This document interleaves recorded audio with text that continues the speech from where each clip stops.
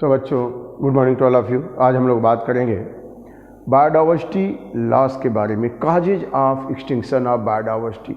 अगर हम देखें तो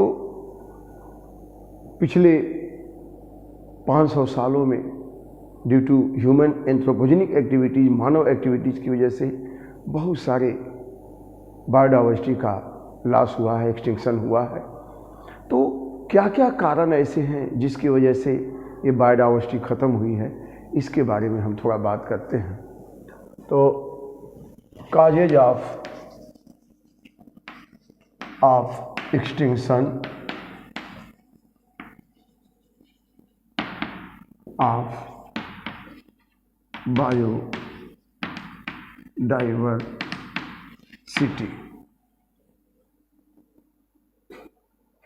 If we see the earlier 5 mass extinction occurs due to natural process. Dinosaurs get finished, different plant and animal get buried in different ages, and now we are getting fossil fuel. आज हम लोग जीवाश्म के रूप में उनको जीवाश्म ईंधन के रूप में, कोल, डीजल, पेट्रोल के रूप में पाते हैं, लेकिन वो कभी वनस्पतियाँ थीं, वाइल्ड स्पीसीज थी जो जियोलॉजिकल रिवोल्यूशन की वजह से ज़मीन में दब गई और फसलाई हो गई। लेकिन पिछले 500 सालों में ऐसा लगता है कि मानव की एक्टिविटी से, एंथ्रोपोजेनिक एक्टिविटी से बहुत सारी वनस्पतियाँ, बहुत सारे जंतु विलुप्त हो गए और यह रेट बहुत तेज है। जितना पिछले 5 मास एक्सटिंक्शन में जिस गति से विलुप्त हो रहे थे, उससे ज़्यादा स्पीड में, उससे ज़्यादा गति से आज विलुप्त हो रहे हैं। आज जो विलुप्त होने का रेट है लगभग 100 से 1000 गुना ज़्यादा है। और इसका कारण क्या है? तो finger is pointing towards human being. Anthropogenic activities इसका मेन कारण है। तो ह्यूमन एक्टिविटीज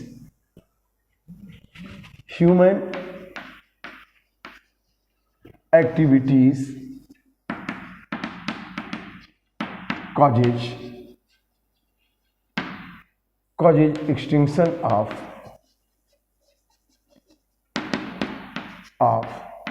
biodiversity। ह्यूमन की एक्टिविटीज की वजह से ये बायोडाइवर्सिटी धीरे धीरे खत्म हो रही हैं। और किस तरह से, कौन से ऐसे ह्यूमन के एक्शन हैं जिसकी वजह से ये बायोडाइवर्सिटी हमारी खत्म हो रही है? तो there are the evil quartet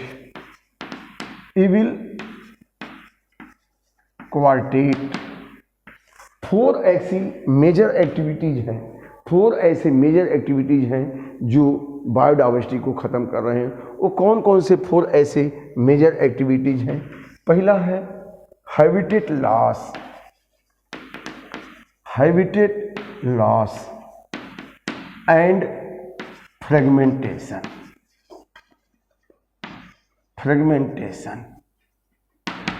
दूसरा क्या है? दूसरा है ओवर एक्सप्लॉयटेशन।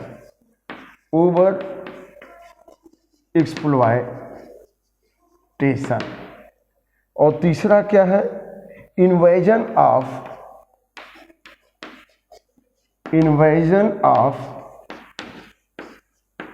Alien species. और चौथा है को एक्सटिंक्शन।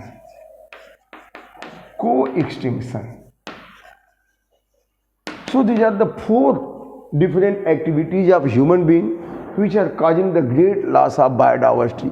ये 4 ऐसी एक्टिविटीज हैं जिसकी वजह से आज बायोडाइवर्सिटी बड़े पैमाने पे ख़त्म हो रही है और तेज़ी से ख़त्म हो रही है। तो 1 बाय 1 हम इसको देखते हैं कि जो ह्यूमन एक्टिविटीज़ है, जो एंथ्रोपोजेनिक एक्टिविटी है, जिसकी वजह से habitat loss, fragmentation, over exploitation, invasion of alien species and को एक्सटिंक्शन, ये जो कारण हैं, ये एक्सटिंक्शन ऑफ बायोडाइवर्सिटी के लिए जिम्मेदार हैं। अब हम एक एक करके देखते हैं, क्योंकि यह टॉपिक बहुत ही इम्पोर्टेंट है। आज इस समय जो है नेचर को कंजर्व करना वाइल्ड लाइफ फॉरेस्ट को कंजर्व करना बहुत बड़े पैमाने पर एक इनिशिएटिव पूरे विश्व में लिया जा रहा है।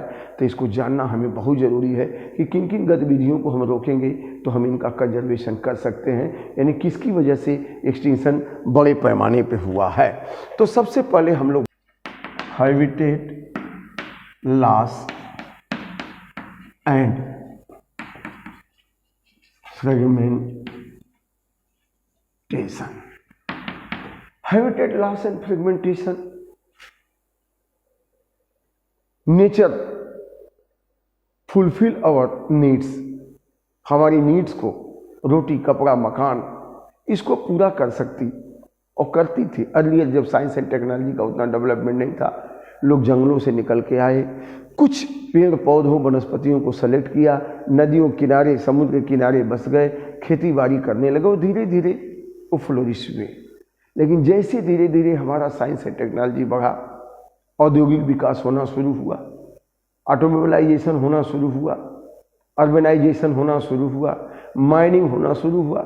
मैंने कहा था कि ये गलत है, लेकिन बिना सोचे समझे जहाँ पे वाइड बायोडाइवर्सिटी है वहीं पे इंडस्ट्रियलाइज कर देना, उनको कट करके ख़त्म कर देना, ये न सोचना कि इनके न रहने से क्या नुकसान होगा, आने वाले समय में आने वाली जनरेशन को कितना पीड़ा होगी, कितना पॉल्यूशन फैलेगा, कितना समस्याएं आएंगी, इस पर विचार न करके बिल्कुल इनडिस्क्रिमिनेटली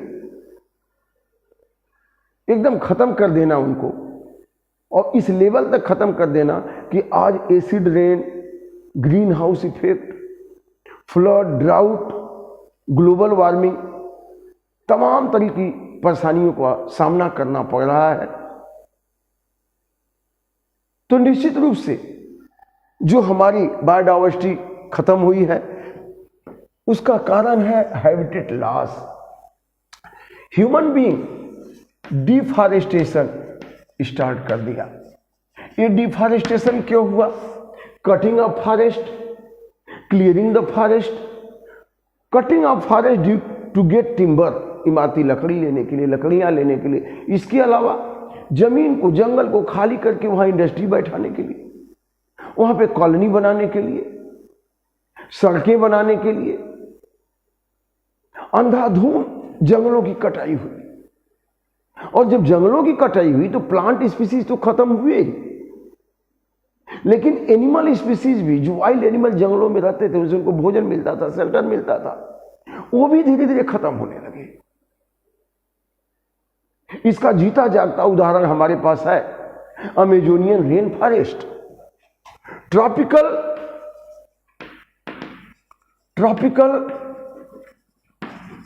अमेजोनियन रेन फॉरेस्ट, इसको प्रकृति का फेफड़ा, द लंग्स ऑफ नेचर कहा जाता है। रिच बायोडाइवर्सिटी यहां थी, आज भी है, बहुत ह्यूज अमाउंट में ऑक्सीजन देता है। कभी यह tropical Amazonian rain forest of south America, यह जो है 14% लैंड एरिया इसका हुआ करता था, लेकिन यह अब नाउ इट रिमेन ओनली 6%। जो अमेजोनियन रेन फॉरेस्ट पहले 14% था, 14% था, अभी केवल 6% रह गया है। क्यों? Due to colonisation of human being. वहां लोग जाके रहने लगे, और जब रहने लगे तो जंगल में, फॉरेस्ट में जो मूलभूत जरूरतें पूरी हो जाती थी, उससे उनका काम नहीं चला। Need converted into greed. अब उन्होंने जंगल को क्लियर किया, कटिंग किया, और कट करने के बाद वहां पे क्रॉप लैंड बना दिया, खेती का मैदान बना दिया। वहां सोयाबीन की क्रॉप लगाने लगे और सारी क्रॉप लगाने लगे to provide food to beef animals. Beef animal को भोजन देने के लिए वहां पे जो है क्रॉप लैंड डेवलप कर दिया। बहुत सारी एरिया में जंगल खत्म हो गए, और इतनी ज्यादा वनस्पतियां थी, जितनी ज्यादा वाइल्ड लाइफ थे, कि जब एरिया खत्म हुई तो उनका हैबिटेट लॉस हो गया। वो धीरे धीरे विलुप्त होने लगे। बहुत सारी स्पीसीज खत्म हो गई, ड्यू टू ह्यूमन एक्टिविटीज, बिना सोचे समझे कि इसका क्या आने वाले समय में प्रभाव पड़ेगा। तो इस तरह से यह एक एग्जाम्पल है, बर्निंग एग्जाम्पल है लॉस ऑफ बायोडाइवर्सिटी का, कि ट्रॉपिकल अमेजोनियन रेन फॉरेस्ट जो 14% था कभी, अभी वो केवल 6% है और अभी भी धीरे खत्म हो रहा है।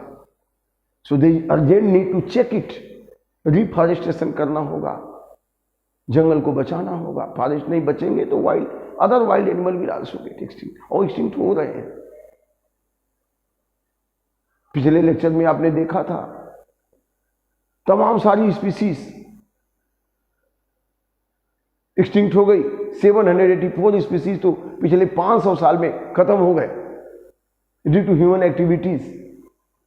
तो 50,500 स्पीसीज अभी बर्ज ऑफ एक्सटिंक्शन पे हैं, waiting for proper conservation. Endangered species हैं, they are facing serious threat of extinction. क्यों? क्योंकि उनके हैबिटेट लॉस हो रहे हैं। अब इतना ही नहीं, जंगल तो खत्म हुआ और जहां नहीं हुआ, एनिमल्स को ब्रीड करने के लिए, फीड करने के लिए, फॉर ब्रीडिंग एंड फीडिंग एक लार्ज एरिया चाहिए। उनका माइग्रेटरी बर्ड है, बहुत सारे मैमल हैं, हाथियां हैं, बहुत बड़ी टेरिटरी उनको चाहिए। टाइगर को टेरिटरी चाहिए बड़ी घूमने के लिए, फीडिंग ब्रीडिंग के लिए। लेकिन हुआ क्या कि जंगल के बीच में से रेलवे ट्रैक निकल गया। अभी जंगल 2 भाग में बट गया, रोड लाइन निकल गई, तो रेलवे ट्रैक, रोड लाइन ये सब बीच में से चली गई, तो उनका फ्रेगमेंटेशन हो गया, छोटे छोटे टुकड़े में बट गए। अब होता क्या है कि जो हाथी यहां से यहां तक घूम रही थी, अब बीच में रेलवे ट्रैक हो गया, टेरिटरी उसका कम हो गया। अब ये एलिफेंट बिल्कुल ग्रुप में चलते हैं। अगर एक एलिफेंट यहां क्रॉस किया तो सारी क्रॉस करना चाहेंगे, भले ही रेल ट्रेन यहां आ रही हो। तो फ्रेगमेंटेशन की वजह से एक तो उनका जो है टेरिटरी कम हो गया, फीडिंग ब्रीडिंग एरिया कम हो गया, वो विलुप्त होने लगे। बाकी वहां जो ट्रेन है, जो रोड है, जो लोगों का वहां पे इंक्रोचमेंट हो गया, इसकी वजह से भी उनकी प्रजाति विलुप्त होने लगी। तो डिफॉरेस्टेशन की वजह से और फ्रेगमेंटेशन ऑफ देयर हैबिटेट, ये 2 मेजर कारण रहे हैं जिसकी वजह से बहुत सारी प्रजातियां हमारी खत्म हो गई।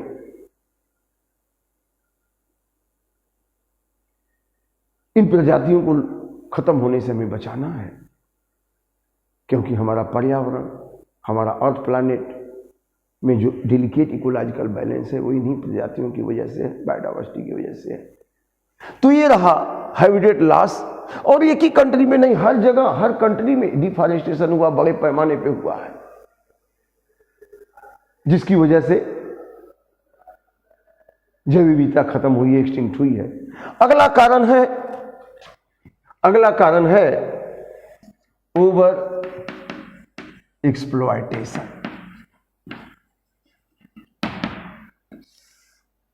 मैं बार बार स्टेटमेंट हर लेक्चर में देता हूं लगभग, कि nature can fulfil our need but not our grid.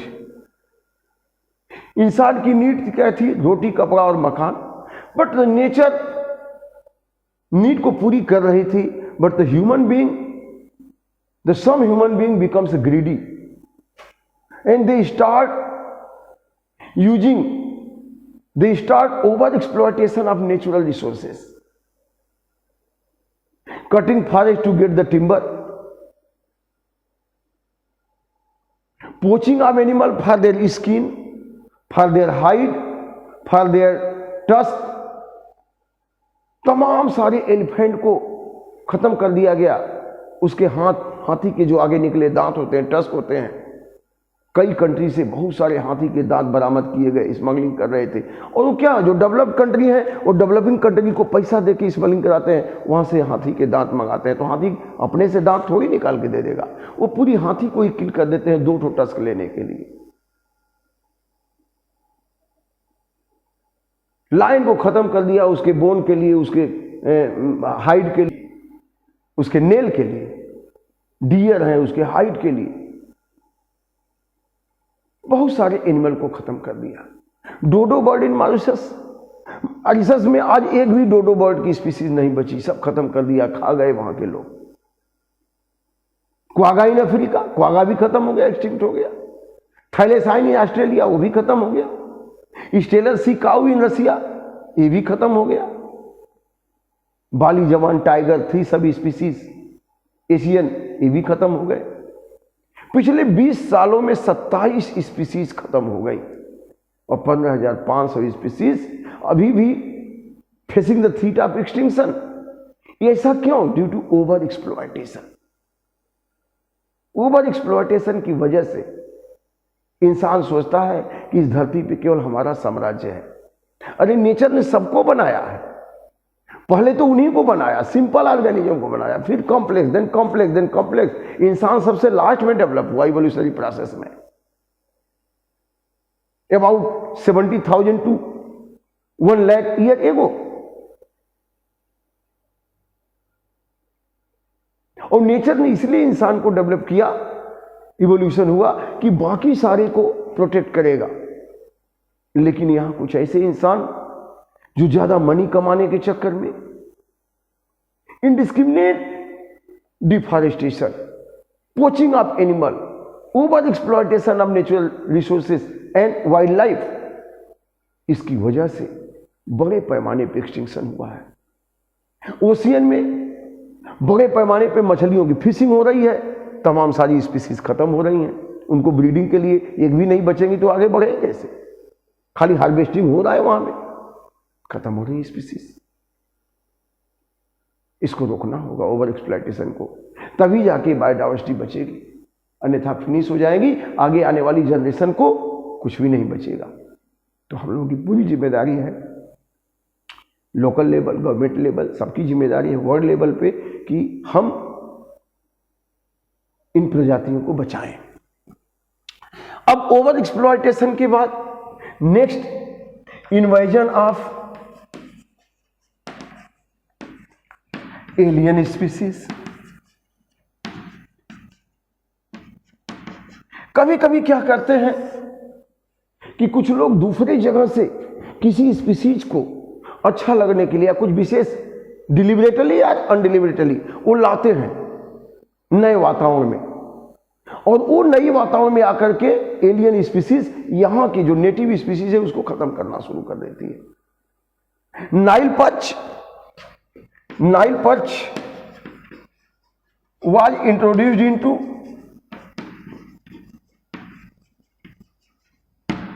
into Lake Victoria.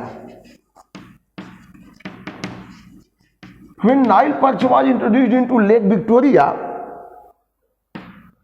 it compete with the native fishes. It compete with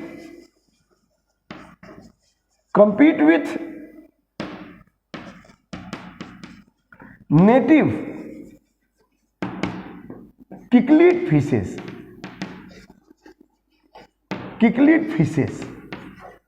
क्योंकि भोजन इनका शार्ट होने लगा, एक खुद इनको फिनिश करने लगे हो। और एक किकलिड फिशेस 200 स्पीसीज ऑफ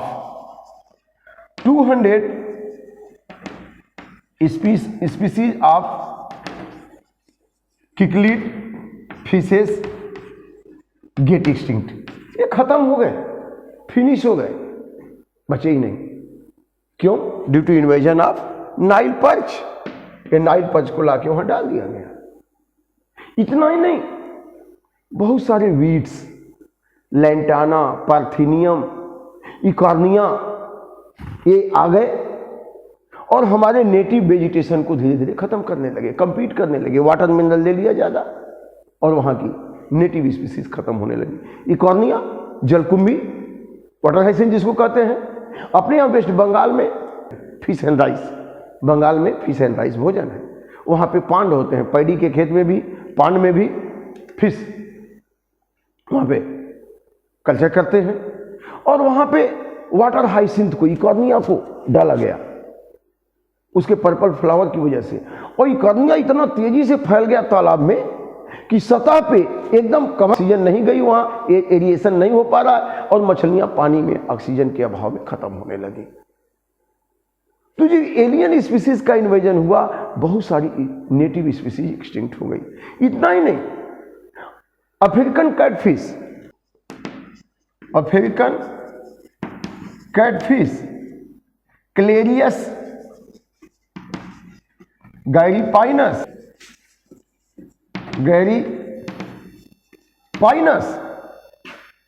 इसको नदियों में डाला गया, लेक में डाला गया, and it has causes, it leads extinction of native catfish,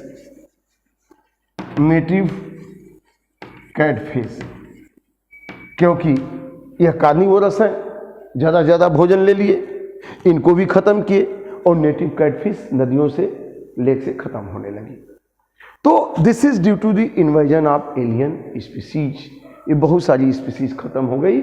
और एक और कारण यहां है जिसकी को एक्सटिंक्शन, यहां कोई एक्सटिंक्शन, आप सोचिए कि this is the bumble bee, female develop its colour according to the petals of the orchid. ये बम्बल बीच ऑर्किड के फ्लावर पे आता है, नेक्टर लेता है और पॉलन ग्रेन ट्रांसफर करता है। अभी दोनों का संबंध म्यूचुअल एसोसिएशन है। अगर ऑर्किड खत्म हो गया तो बम्बल बीज को भोजन कहां से मिलेगा, वो भी खत्म हो जाएगा। इतना ही नहीं, आप देख सकते हैं यहां ये लाइकेन है, ये जहां मॉइस्चर एरिया, ह्यूमिड एरिया है, अरुणाचल में हमने देखा है पेड़ों की शाखाओं पे लाइकेन उगता है। अगर इस पेड़ को काट दिया गया, इसके ट्रंक को काट दिया गया तो लाइकेन भी खत्म हो जाएगा। बहुत सारे ऑर्किड उगते हैं पेड़ों की शाखाओं पे, अगर उस पेड़ को काट दिया गया ट्री को, ऑर्किड भी खत्म हो जाएगा। मतलब को एक्सटिंक्शन, एक को खत्म किया आपने तो उससे रिलेटेड जितने हैं वो भी खत्म हो जाएंगे। इतना ही नहीं, आप देख सकते हैं यहां पे यह गूलर, पीपर, बरगद, इनके जो फ्रूट बनते हैं, ये इनका हाइपेंथोडियम टाइप इन्फ्लोरेसेंस है। इसके अंदर में फूल होते हैं, फ्लावर इसके अंदर में होते हैं, बरगद में, पीपर में, गूलर में, पाकड़ में। तो शुरुआती दौर में जब ये छोटा रहता है, स्पेशल टाइप ऑफ इंसेक्ट, वो फीमेल आके इसमें एग्स लेज करते हैं। और जब एग्स लेज करते हैं, क्यों लेज करते हैं एग्स, कि यहाँ पे हमारा अंडा सुरक्षित रहेगा और हैज आउट होकर के यंग वंश में बदल जाएगा। बाहर कहीं दे देंगे तो खत्म हो जाएगा, डिस्चार्ज हो जाएगा, और यहाँ सुरक्षित रहेगा। वो आते हैं यहाँ पे तो इनका पॉलिनेशन भी कराते हैं, क्योंकि पॉलन ग्रेन को ट्रांसफर करते हैं मेल फ्लावर से फीमेल फ्लावर पे, और यहाँ पे अंडे देते हैं, और अंडे दे करके वो निकल जाते हैं। और फिर जब ये फ्रूट बनता है, ग्रो करता है, तो पूरा इसको कवर कर लिया। और जब कवर कर लिया तो इसके अंडे हैच हो गए, लार्वा में बदले, फिर यंग वंश। अब यहां से इनके सीड लेते हैं, इनके पॉलन ग्रेन लेते हैं और ग्रो करते हैं। और जब ग्रो करके बड़े हो जाते हैं तब तक ये पक जाता है और यहां से होल करके निकल जाते हैं। इसका मतलब कि उन इंसेक्ट से इस पौधे का भी फायदा है। इनके फ्लावर अंदर में है ढेर सारे, वहां पॉलन ग्रेन को ट्रांसफर करके पॉलिनेशन कराया इंसेक्ट ने, और अपने अंडे लेज किया, और इनके अंडे सुरक्षित यंग वंश में बदल गए, इनकी प्रजाति बढ़ी। तो दोनों की, यहां इनका पॉलिनेशन नहीं होगा तो सीड ही नहीं बनेगा, फर्टिलाइजेशन नहीं होगा, तो फ्रूट बनेगा। तो इंसेक्ट की वजह से इनमें पॉलिनेशन हुआ, इसमें सीड बने, एक फ्रूट डेवलप हुआ, और इनकी वजह से इंसेक्ट के अंडे जो है यहाँ पे सुरक्षित होकर यंग वंश में बदल गए। तो दोनों का म्यूचुअल एसोसिएशन है, दोनों एक दूसरे को हेल्प कर रहे हैं। अगर ये पेड़ कट गया तो फिर ये इंसेक्ट भी खत्म हो जाएंगे, वो कहां अपने अंडे देंगे, उनकी प्रजाति भी खत्म हो जाएगी। या ये इंसेक्ट खत्म हो गए तो इनमें पॉलिनेशन नहीं होगा, फर्टिलाइजेशन नहीं होगा, फिर सीड नहीं बनेगा, फिर फ्रूट नहीं बनेगा, ये भी खत्म हो जाएंगे। तो एक खत्म हुआ तो उससे रिलेटेड जो है, उसके ऊपर में डिपेंडेंट जो है, वो भी खत्म हो जाएगा। इस तरह से को एक्सटिंक्शन बड़े पैमाने पे हुआ है। इतना ही नहीं, आप देख सकते हैं यहां पर ये इंसेक्ट है, ये पॉलिनेशन कराते हैं। बटरफ्लाई है, बीज है, बम्बल बीज है, माथ है, ये एक फ्लावर से दूसरे फ्लावर पे घूमते हैं, उनके पैरों में, उनके पंखों में पॉलन ग्रेन चिपक जाते हैं, वो जाकर के वहां सेट कर देते हैं, पॉलिनेशन होता है, तब फिर फर्टिलाइजेशन होता है, सीड बनता है, फ्रूट बनता है। अगर ये इंसेक्ट खत्म, फ्लावर में फिर फर्टिलाइजेशन नहीं होगा, फिर सीड नहीं बनेंगे, फ्रूट नहीं बनेंगे। कई इलाके में देखा गया है कि सनफ्लावर की खेती, सूर्यमुखी की खेती होती है, और अन्य फसलों को बचाने के लिए बड़े पैमाने पर जब स्प्रे किया गया इंसेक्टिसाइड, तो बहुत सारे यूजफुल इंसेक्ट भी खत्म हो गए। और जब पॉलिनेटर इंसेक्ट खत्म हो गए, जैसे बीज हैं, बटरफ्लाई हैं, जो फ्लावर पे जाके पॉलन ग्रेन को ट्रांसफर करते हैं, तो सनफ्लावर में सीड ही नहीं बना, जबकि प्लांट बहुत बढ़िया ग्रो किया, फ्लावर बहुत अच्छा हुआ। लेकिन सनफ्लावर में क्या होता है, फीमेल फ्लावर सेंटर में होते हैं, बाकी फ्लावर किनारे किनारे होते हैं। तो जब तक इंसेक्ट उस पर घूमेगा नहीं, रूम नहीं करेगा, तब तक वो पॉलन ग्रेन ट्रांसफर नहीं होंगे। अब उसमें सीड ही नहीं बना तो फार्मर परेशान। फिर जब बात एग्रीकल्चर साइंटिस्ट के पास गई, उन्होंने देखा कि यहाँ तो पॉलिनेशन ही नहीं हुआ, इसलिए सीड नहीं बना। तो फिर उन्होंने सलाह दिया कि भाई आप एक एक सनफ्लावर को, एक एक पौधे को पकड़ के और काटन के कपड़े से उसको घुमाइए, जब फ्लावर मैच्योर हो जाता है तो पॉलन ग्रेन उसमें सेंटर में आ जाए, तब पॉलिनेशन होगा, तब फर्टिलाइजेशन होगा। इसका मतलब जो काम आसानी से इंसेक्ट कर देते थे पॉलन ग्रेन को ट्रांसफर करने का, अब आप देख रहे हैं ये इंसेक्ट आया, नेक्टर लिया और पॉलन ग्रेन को यहाँ से ले जाएगा दूसरे फ्लावर पे और ट्रांसफर करेगा। तो जो बिना मेहनत के कर देते थे, इंसान को पैसे नहीं खर्च करना पड़ता था, ये इंसेक्ट न होने से अब एक एक फ्लावर को पकड़ के पॉलिनेशन माने पॉलन ग्रेन को वहां पे ट्रांसफर करना पड़ रहा है। तो कितना बड़ा ये हेल्प करते हैं बायोडाइवर्सिटी हमारे जीवन में। अगर ये न रहेंगे तो हमें ना ऑक्सीजन मिलेगी, भाई पेड़ पौधे नहीं रहेंगे तो ऑक्सीजन कौन देगा, और पॉलिनेटर नहीं रहेंगे तो पॉलिनेशन नहीं होगा, फर्टिलाइजेशन नहीं होगा, सीड नहीं बनेंगे, फ्रूट नहीं बनेंगे, तो भोजन का अभाव हो जाएगा। इसलिए हमें सोचना है कि हमें इनको बचाना है, तभी हम बचेंगे। तो जो एक्सटिंक्शन जिस रेट से हो रहा है, वो हर लेवल पे, लोकल लेवल पे, रीजनल लेवल पे, स्टेट लेवल पे, कंट्री लेवल पे, वर्ल्ड लेवल पे अगर सब लोग प्रयास करेंगे तो प्रजातियां बचेंगी, तभी जो है ह्यूमन बीइंग भी इस अर्थ प्लैनेट पे स्वस्थ और रह सकता है। तो निश्चित रूप से हमें बायोडाइवर्सिटी को कंजर्व करना है, बचाना है। Thank you very much. और इस लेक्चर वीडियो को देखिए, शेयर करिए, सब्सक्राइब करिए। आगे के लेक्चर वीडियो मिलते रहेंगे। कमेंट भी करिए कैसा आपको लगा। Thank you.